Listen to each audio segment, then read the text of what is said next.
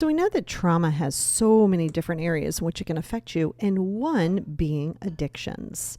So it's not just the substance addictions like you may think, various other things, shopping, eating, and that's what we're going to talk about today. Let's go. Check it out.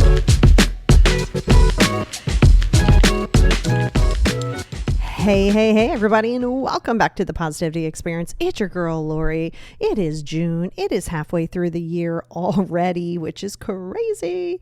And every time summer comes, I know that fall is right around the corner. And fall is my most favorite time of the year. So I will enjoy summer. I had an amazing Memorial Day weekend. That was nice. That was good. I hope that yours was good. And if you're in the Southern Hemisphere, I know it's getting a little chilly down there, but that's okay. That's okay. Your summer will be back sooner than you know it. Now, I want to talk to you about this trauma situation because we know trauma comes in so many different forms and it affects you in so many different ways. Now, I know a lot of you work privately with me, and anybody can work privately with me, but I know a lot of you do. And you know that we do the exposure where we're going to go back and we're going to relive it, but we're going to relive it in the aspect that you know that you're safe now, right? So it's kind of the way that you go back and you rescue your inner child. That's way simple, but it's also individually tailored. Now, there is going to be two different things on the Patreon. Every month, if you're in the higher tier on the Patreon, you're going to get a bonus episode. In that bonus episode, there's going to be a risk assessment. We're going to talk about it. You can be able to take that, look at it, analyze it, and then we can talk to your doctor about it, various things like that, just so you can get an idea of it. Now, the regular Patreon is still going to be quite beneficial. It is also going to give you a lot of direction to start indicating where that may be, and then we're going to take it even up a notch. So if Patreon is your jam and you are looking to have a worksheet or something to kind of know where you're starting on any of these topics, then you can join me over at Patreon, patreon.com/Lori Wheeler. Well, no, don't do that. I think you might be able to do Lori Wheeler, but no, it's patreon.com/The Positivity Experience. So let's jump into this because, trauma, it affects a lot of people in a lot of different ways, from headaches to physical ailments. There's also addiction. And now this topic is coming from actually a Patreon listener who's been with me for over a year. And they said that over a period of time after doing the worksheets, they started to see a pattern. And they started to see the pattern. They said, man, I think I have a certain level of addiction, right? And again, be clear, addiction doesn't always mean substance. It can, but that's not the only level of addiction. So they asked if I could do an episode on that. And this was something similar that was going to be done down the road anyway. So I figure let's just jump into that right now because there's no time like the present. Now, it's also important to know that just because you have trauma or you have an addiction, it doesn't mean that it's just related to trauma. All right. So there's something called the ACE score. Especially if you've gone into therapy and you kind of go through all of the questions and they're going to ask you a bunch of stuff. But the ACE stands for Adverse Child Experiences. ACE, that's your ACE score. If in fact you have a higher ACE score, that indicates that you have a higher risk probability to the whole idea of any type of addiction. Now, very, very important to understand that is not the only reason. You can actually have a genetic component. So let me kind of tailor off a little bit. So my dad was a serious alcoholic. He was a gambler. He did a lot of different things. He had a sexual and a not so good at sexual addiction and many other addictions. Now, my mom necessarily wasn't addicted. She had severe phobias. She did get addicted to the idea of having those phobias. Literally. She said every time that, and we talked about it before she passed, every time that she would start to go away, she felt like she had to go worst case scenario. Like she had to. She said it was a level of an addiction. But if we're talking substances, eating disorders, my sister, my brother, like it goes on and on and on. I'm more predisposed to that. So if you have a genetic component to any type of addiction, any type, you are going to have a higher chance and a higher probability of developing one of your own. So we know it's genetic. There's also that early exposure. Okay. So if early exposure, like I was early exposed, my dad being drunk was kind of normal. I mean, I realized a lot of other people's parents weren't doing that, but I just thought, okay, people do whatever. So early exposure is going to make it more relatable and almost more acceptable. I don't want to say acceptable, almost more like, okay, well, this is what I'm supposed to do in a way. Social can come into play.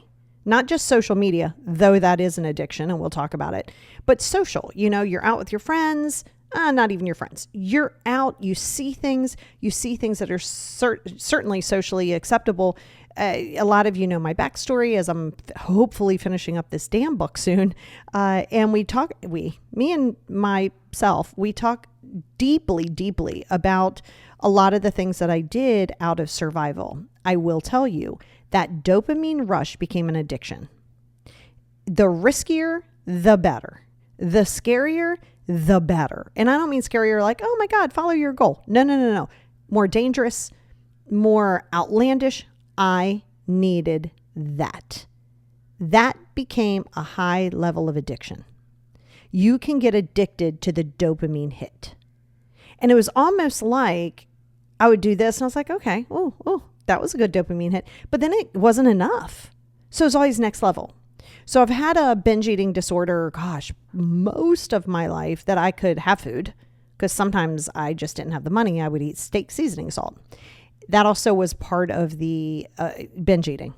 Because when you come from like, okay, well, I've limited resources and then you have access to a little bit more, you're going to, not everybody, if you're predisposed to the addiction, you're going to go in the opposite direction. You're going to be like, oh my gosh, which is why a lot of people will have a shopping addiction. At least for my best friend and I, we grew up in the same area and, we didn't have a lot. So now, if you can go out to Bath and Body and you can buy something, or you can go on Amazon, you can buy something, there's a certain level of like, oh, I can get this now. So that's emotional. So I'm not saying addiction is emotional. I'm saying there's an emotional component to it. So a lot of times you'll go in a direction of control for eating disorders, for various other things outside of a component that needs to be addressed. There is a certain level of control. I control what I do and do not eat. I control the fact that I can say, you know what? Screw it. I'm going to go shopping. I control that. So if you look at yourself and you say, oh my God, I didn't have control over these things. Now, sometimes you're looking for a fast fix. Gambling. My dad was notorious for this, and he would win, he would lose. He'd win, he'd lose. Bet the horses. He taught me how to play professional pool. We gambled, and he was always looking for the big hit. Right? A lot of people, we tell everybody, if you're going to go into the casino, take what you can afford to lose. Maybe it's $50, maybe it's $200, but just go into it going, I'm going to lose this money. Not negative, just saying, hey, you know what? If I lose this money, it is what it is. The issue with gambling comes into, again, it is a dopamine hit, but it's also an idea of a fast fix. Man, if I just hit this slot, or I hit this blackjack, or I hit whatever, I could be good. I can pay off all my stuff. It's the same reason why you go down the lottery rabbit hole. You can play lottery. It's just the addiction piece of it that can become problematic. Okay. So that's sort of the control piece of it. Now, it could literally be part of your personality trait. Doesn't mean that you can't change it. It can be part of your personality trait. We know that it's linked to mental health disorders. We know this: depression, anxiety, borderline. It's definitely related to that because you're more prone in certain areas. So again, don't just think of trauma as creating the mental health problems. It can definitely exacerbate it. It can definitely go to a space of creating insecurity and abandonment. Absolutely. But you could already have those genes and that chemical imbalance to have the depression, have all of that. The trauma can, exacerbate it. Now, if you in fact have had trauma, you're between 30 and 70%. I know it's kind of a wide arrangement, but that's how they've researched it. 30 to 70% more likely to have a predisposition to addiction. So going back to that ACE score. So in the ACE score and that adverse childhood experience, if you have 5 or more that's on this, you are 7 to 10 times, 7 to 10 times more likely to have some form of an addiction. Now, are people addicted? Kind of like my mom, right? Like, and she passed in 1985. But, when she said, I'm almost like addicted to that negativity, there's a certain level of comfort, whether you like it or not, whether you hate it or not, whether you're like, I don't know why I live this way, doesn't matter. If you are used to something, there's a certain level of chaos and you go, God, I just want to have peace. Part of you is so used to that chaos. I don't want to use the word addicted, but I want to say like you're used to it. So it's almost like you want to get out of it, but then you don't know how to act if you get out of it. Then if you're just have 5 or 10 minutes of relaxation time, your brain comes knocking on your head and goes, hey, what you doing? You're like, I'm sitting down, I'm having a glass of wine. Yeah, you should be worrying about something. Wait, what? Like why? Yes, you should be worrying. Okay, now I'm worried, right? So there's a certain level and we know why, and there's definitely mental health. It's overthinking. It can be obsessive compulsion. It's that. But you can actually almost go deeper into that, like quote unquote an addiction. So different, but very, very similar. The Medical Journal of Preventative Medicine even goes deeper into this. So I'm going to do part of an ACE score thing over on the abundance tier, just so you can kind of understand it. That's sort of the risk assessment I was talking about.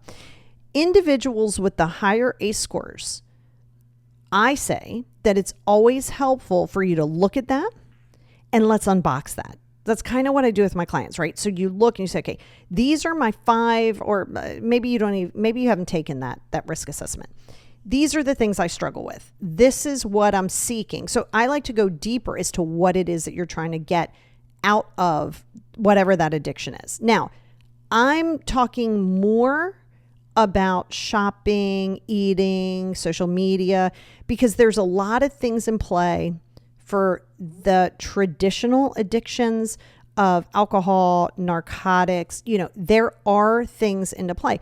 And yes, there could be a genetic and a traumatic risk assessment to that. But I want to go a little bit deeper on some of the other addictions because I have a lot of people who struggle with some of that. So when you find yourself going down there, this is where the 5 journals are going to be important. Go on my YouTube channel, look under 5 journal series. It may be very helpful for you. But this is where jotting down in that negativity journal, jotting down your feelings. Are you upset? Okay. Are you eating? Well, that's emotional eating. Go back a few episodes ago. I have a podcast on healthy relationships with food. And let's say it's shopping. Let's say it's going on Amazon. Are you bored? Why do you want it? In my case, a lot of times I'd want it for the sake of wanting it. Just your inner brat goes, I can have it if I want to have it. Or, well, I couldn't have it before, so now I want it, which again goes back to your inner brat.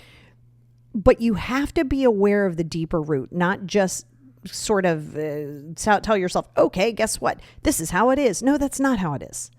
But we can't fix something. You can't repair something unless you know where the root issues lie. So the next time you find yourself wanting to go into emotional eating or wanting to go buy something, don't judge it. Okay. I don't want you to sit there and ridicule yourself and self-sabotage yourself and go, what's wrong with me? No. This is about awareness. You can't start to heal or repair things until you are fully aware as to the why, not just I have a shopping addiction. Now, what you may find is you will addiction hop.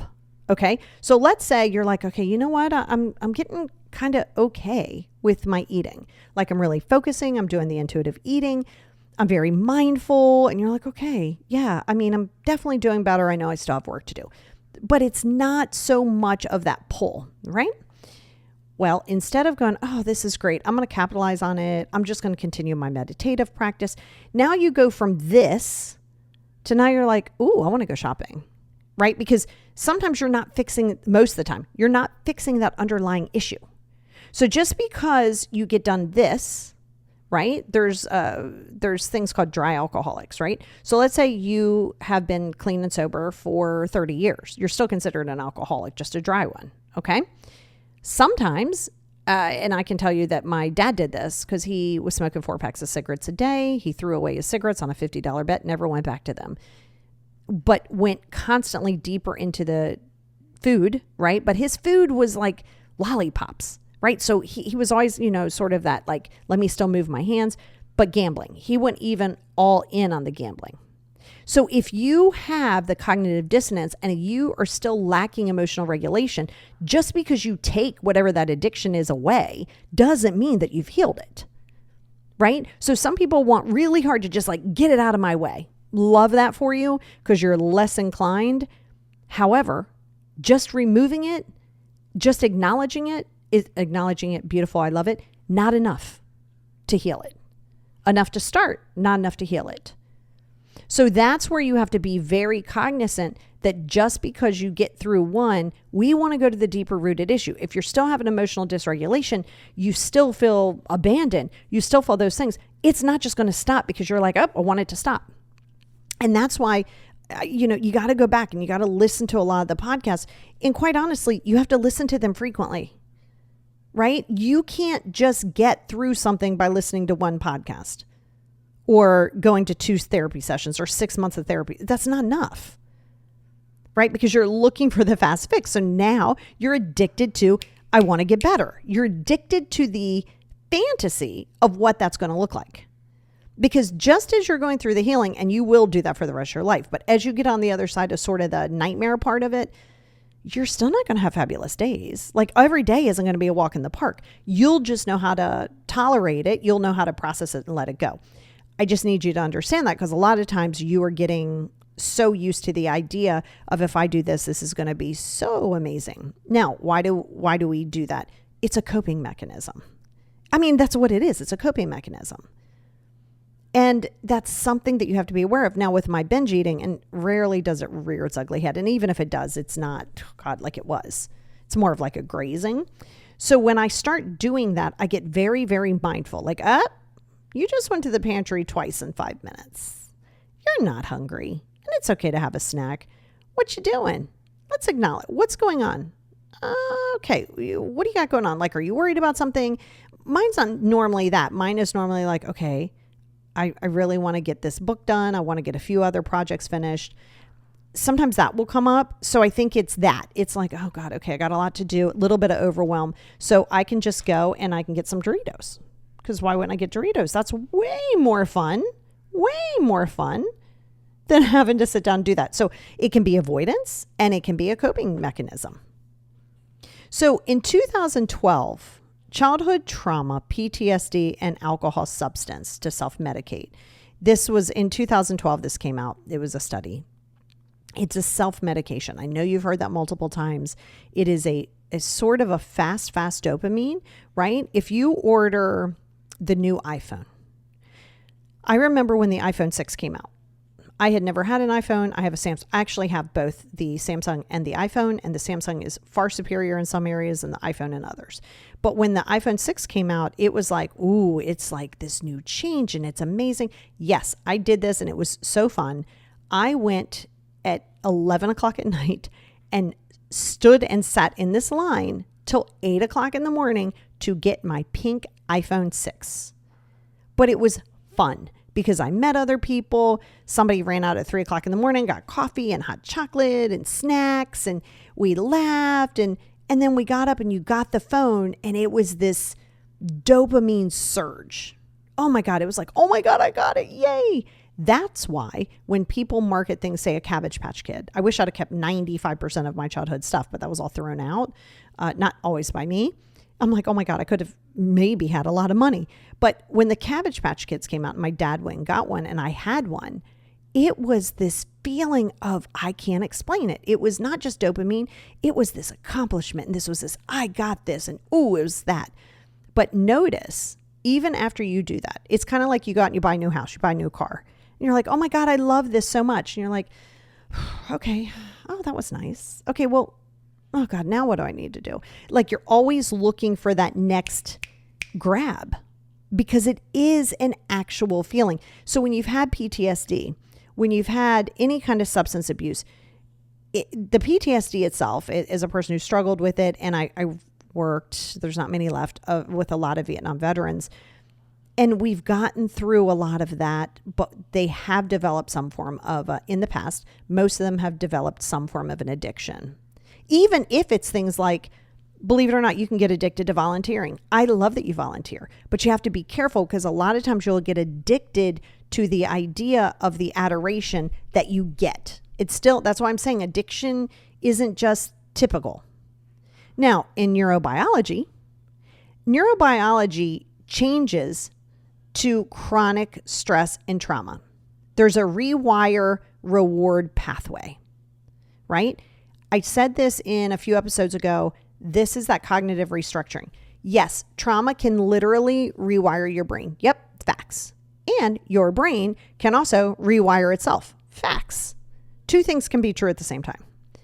And when you get clear in that and you start really looking at like neurobiology feedback or deeper rooted inner child or what is that? Oh, hypnosis. Good God. Hypnosis therapies. I do exposure. And a lot of times if I'm doing exposure, you'll remember something that maybe you didn't remember. Good, bad, or indifferent, but something that needs to be addressed. But again, when you're going into this, it all goes into a few things. Avoidance. Avoidance is a big one. I am avoiding feeling. That's huge. I am avoiding feeling sad. I am avoiding feeling overwhelmed. I want to avoid it. Enter social media. Social media addiction is a real thing. Literally, it is a real thing. It is now diagnosed as a real thing. It is also a massive avoider. And it does give you, that's why I always tell you guys with sleep, first of all, I don't scroll social media. I know it comes as a big shock to some people. I don't scroll social media. I will look for recipes or, I'll go in with intention. I'll go on YouTube and I'll be like, oh, today I'm going to watch 10 minutes of like power washing videos. I'm not scrolling. I'm just watching something for 10 or 15 minutes, looking at a recipe. What I'm not going to do is sit on my phone and just constantly scroll. And 6 hours later, I'm still scrolling. Your mind is getting that quick response, right? 1 to 3 seconds is what hooks you. It's called a hot hook. 1 to 3 seconds. If you tune into something and it's this and this and this and this, it's keeping you engaged. It's keeping your attention. It's giving you a certain dopamine hit. Again, it goes back to avoidance. For many of us, not a lot of us on here, but for many of us, we didn't have social media. I know, we sound like boomers now, but we didn't have social media. And in many ways, it wasn't bad. I use my social media a lot. That's how I have 85% of my clients. They have outreach. There's the Instagram. Wow, that definitely made me sound old. There's Instagram, there's TikTok, there's Snapchat, there's all of these things. We have a 24-hour access, 365 days a year to so much. If I want to know right this second what the weather is in Seoul, Korea, give me a half a second. Let me just ask Google. I have to be careful because she's sitting on my desk. And I also have Alexa in the other room too. So they'll start going. But I can ask them, or I can even go on and I can tell you exactly what time it is, exactly what weather it is, where the best restaurants are. Good, that's beneficial, but there's an abundance. So think about when you don't have control over anything, or you're trying to avoid decluttering something, you're avoiding having a difficult conversation. Well, hell, it's a lot easier to just sit back and scroll and laugh. And you're like, oh, I'm learning things. You also have to be careful because you're looking for fast fixes on social media. They're not there. So social media addiction is giving you that hit. I promise you, first of all, you'll be okay. I promise you'll be all right. But do not go on your phone an hour before bed and never grab it upon waking. You'll be okay. And then you'll have to process, because sometimes people use social media to feel included, right? Especially if, say, you live alone and you're still working on yourself. It's this idea, it's an illusion, but it's an idea that you're part of this community, right? Now, you are a part of a community, but it's this weird connection. So you're kind of addicted in many ways, not just to one part of it. So the social media addiction is real. It is not healthy for you. I promise you're not missing out on anything. You can go back on and do it in a very, very limited capacity. But that is what happens with social media. And in neurobiology, again, we're constantly looking for this. And every time you do that, you're going to keep upping the game. So that addiction goes from here to here. Going back to that, like, say, iPhone 6 situation, that's where I was going with that earlier, is it's a great marketing tool. if I say to you, this writing pen was written by Abraham Lincoln, I don't know, George Washington. And like, you're into history and you're into all of that. And and it's proof, right? It's certified. It's all of that stuff. And I tell you, okay, that's going for $100,000, a pen, a Bic type pen. But and it's like one of a kind, right? It's the only pen he ever used. Well, now you want that pen because it's taboo. You want to do certain things because it's taboo. We might have been told, at least in my house, we didn't have tons and tons and tons of extra food. So it was very much like, you can only have one cookie. You can only have this. You can only have that. And the more you told me that I couldn't have it, the more I kind of wanted it. So there's a lack of control. So that goes in the other direction. And again, then when you have the capability or you have access to it, you go off the rails because you're like, oh my God, I couldn't do this before. But there is that part of your brain that goes, oh, wait a minute. Not many people have that. I want that. All normal. And it's a great marketing tool. No knocking of any hustles. It is such a good marketing tool. And all of us go into it. I want these. I want that. At some point it was Yeezys. And it's always something, right? Beanie Babies. And so, if you pay attention, that pendulum swings. It's almost like fast fashion in a way, but it swings, right? Want. And then it almost like runs its course. And you're like, okay, I mean, that's cool. Oh, what's the newest, shiniest thing? Because the more people that get on board, the more people that embrace it, the less appealing and special it becomes. So when you get clear in that, you can start saying, oh, okay, I'm trying to be the first, or I'm trying to be relevant by having it because I was ignored as a kid. Believe it or not, that's a definite correlation. Did you know that there is a gender difference? Okay. Clinical Psychology Review says women who experience sexual trauma have a higher risk of substances and other addictions. I had sexual trauma. I know a lot of you have had sexual trauma. It goes back to control. There is a gender difference, a born gender difference. So if you were born female, a lot of times you are more predisposed, especially when you've had sexual trauma, but also sexual trauma.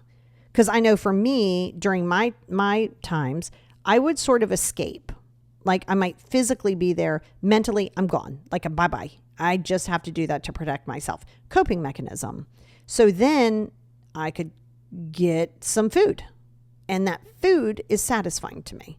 So that's why I said when you go deeper, and again, we're going to talk about that on both of the Patreon episodes. But when you go into that and you start seeing where it is, you can start tailoring it. Yeah, guess what? Being addicted is not just something you go, okay, I'm done. And this is where people have a hard time.